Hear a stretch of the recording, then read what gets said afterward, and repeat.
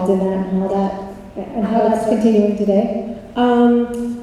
Give you the Cliff Note version.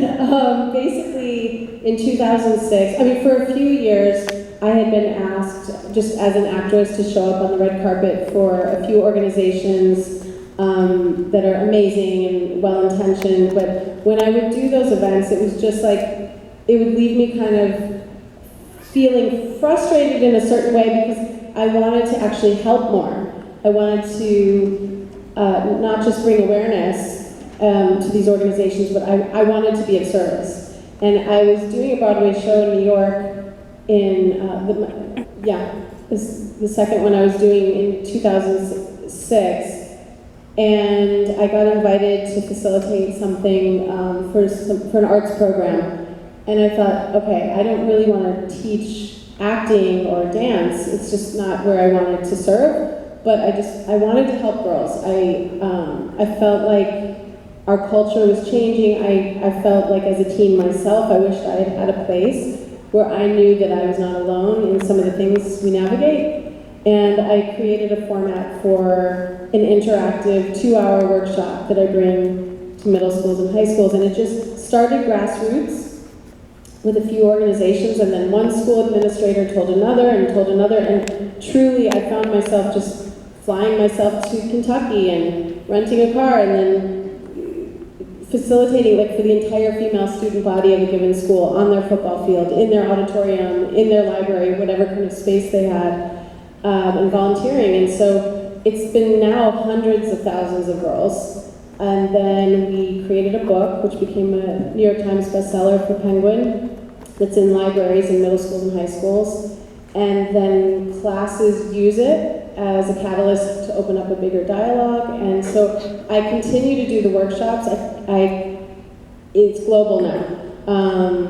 And we create video content and you name it, just to keep up with supporting long after, let's say, I've done my workshop. So it's really evolved, but it's still powerful and it's exciting. And girls I started with now are, in their mid to late 20s. It's amazing to see their lives unfold. So yeah, it's, there you go. Yes, please.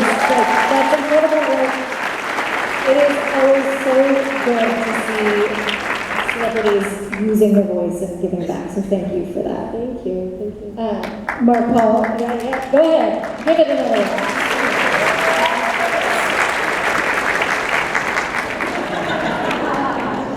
Shifting gears a little considerably, you have played a handful of bad guys, and without naming the project, there is a big one coming up. What is fun about playing a villain? I guess first of all, I gotta look at it like I'm not playing a villain. I'm still playing a human with, questionable background, I guess. I don't know. Trying to make it. But for me, it's a challenge. I think that when you look at a role, you're just looking at something that you haven't played before. Something that if you're going to be doing it for more than a handful of years, is this something that's going to fulfill you over that time? So for me, I've just I don't know.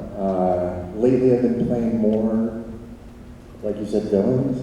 Sinister, maybe sinister. Darker characters. Yeah, there we go.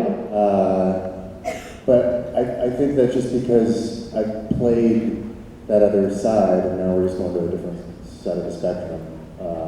Not actively looking for that, it's just, I read things and if they sort of grasp you, then you just pursue it. And that's just the direction my career is taking at the moment. But, I was on a comedy a year and a half ago, and the furthest thing from a villain on that one, and then now, yeah, my current character is pretty awful. Enjoy. How do you, after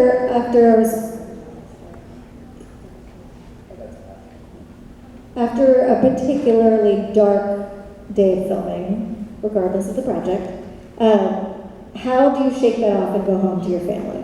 Is there a trick? That's a tough one. I'll go back to a previous project that I wasn't necessarily a villain, but it was a role where I gained a lot of weight, muscle. I was playing a catcher for the San Diego Padres. Thank you. The show is Pitch. One of my favorite. It was awesome. Yeah. I loved it.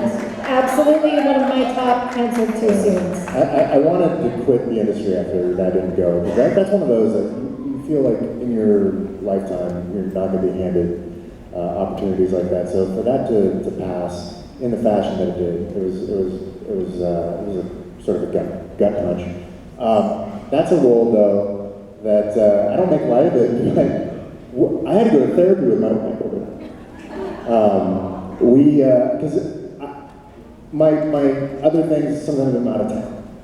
And, I'm not with my family, so I can go back to my hotel or wherever I'm staying and kind of, rinse that character off. With Pitch, I was 30 minutes away from home every day. I'd come home with a big beard, playing this really aggressive baseball player, and I'd come in through that front door, and like my wife said in therapy sessions, that's not the guy I married.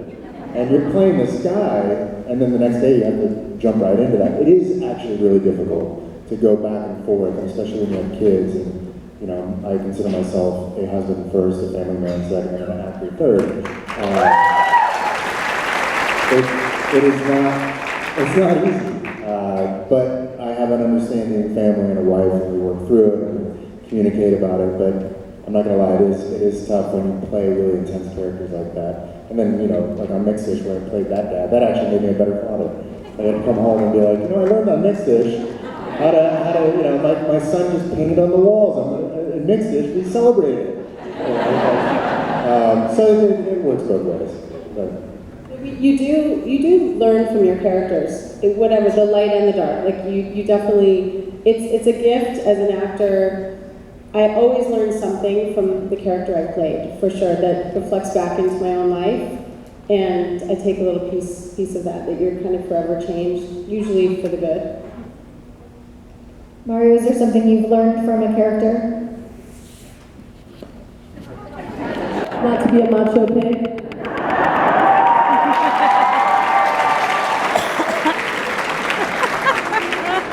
No, I mean, I'm just, by the way, Mark, probably should tell them about the new show. It looks really good that you're starting.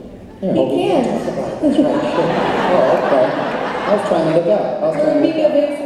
It's one of the things it works both ways. Like, we're in this strike, it's trying to make completely sport, but we don't get to do any press for shows, which, I mean, for me, I like coming to see. I did press for your show. I put your show on. I know, but generally, whenever I do a new show, that's my only time that I get to come see you. Yeah. So I miss. I'm looking out. I got you back. Well, I'm probably allowed to say that it's pretty darn good and it's coming to NBC. I'm not in anything. But on that note, I would love to hear from each of you something that one of the others on this panel has done that made you feel really proud, whether it was a project or it was something in their lives or just something you witnessed, something you were there or you were not there, or they said something that you found really powerful. Well, I love this question because I love these guys. I've been close with them my whole life. I think seeing them both as fathers and how they show up for their kids is, I'm not surprised, but it does move me, and I have a lot of respect for them for that.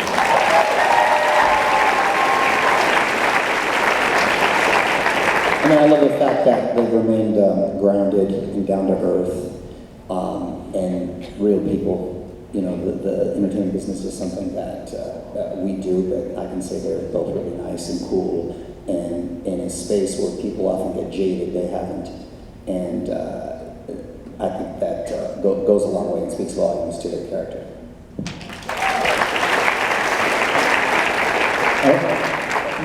My fondest recent memory with the whole cast is when we got to do the reboot.